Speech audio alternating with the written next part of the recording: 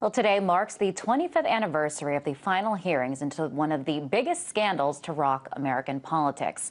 It's known as the Iran-Contra scandal, but strangely, it seems most Americans forgot it ever happened. It went down during the Reagan administration and involves the U.S. selling weapons to Iran and funneling money to rebels in Nicaragua. RT's Manuel Rapalo takes us through a timeline of the scandal. Remember that time the United States sold weapons to the Iranian government in a weapons exchange for hostages deal in spite of an embargo against selling arms to Iran? I'm talking about the Iran-Contra scandal.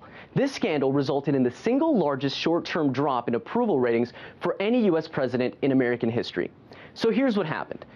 We know from declassified documents and what became known as the Reagan Doctrine that the Contras, who were in the early 1980s battling the Cuban-backed Sandinistas in Nicaragua, were, as President Reagan once put it, the moral equivalent of our founding fathers. Under the Reagan Doctrine, the CIA trained and assisted the Contras and other anti-communist groups across the globe. This was a challenge for the Reagan administration, however, because the Democrat-controlled Congress at the time opposed any U.S. government involvement in Nicaragua. Still, Reagan insisted that no effort should be spared in aiding the Contras. The events that led to the words Iran and Contra even being used in the same sentence are the result of a complicated set of super-secret operations that would alter the public's perception of President Reagan dramatically. It was 1985, Iran and Iraq were at war, when Iran secretly requested an arms deal from the United States. National Security Advisor Robert McFarlane convinced Reagan that the deal was a good idea, despite an existing embargo against selling arms to Iran.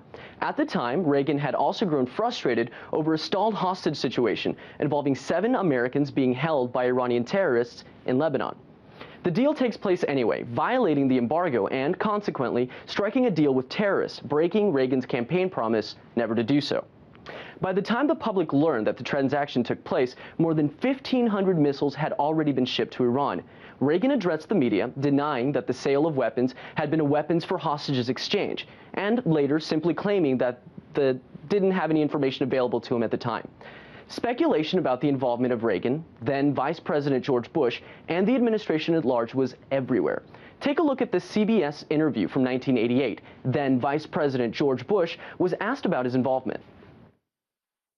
How can you reconcile that you were there, Mr. Neer underscored 3 separate occasions that it was an arms for hostages swap and told you were dealing with the most radical elements in Iran. You were dealing straight away with the Ayatollah Khomeini. I was told what they were doing and not what we were doing, and that's the big difference. And Dan, I expressed my concerns and reservations about that. That has been testified to under oath by Mr. Poindexter.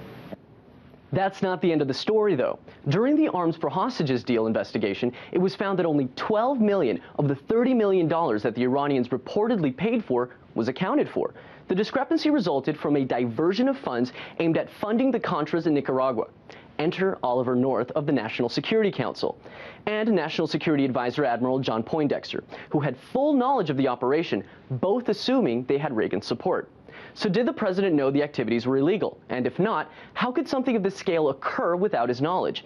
By 1992, George Bush is president, everyone gets pardoned, and history is left to repeat itself.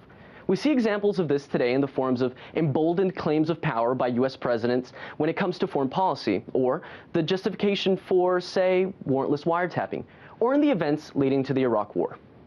Manny Rapalo, RT, Washington.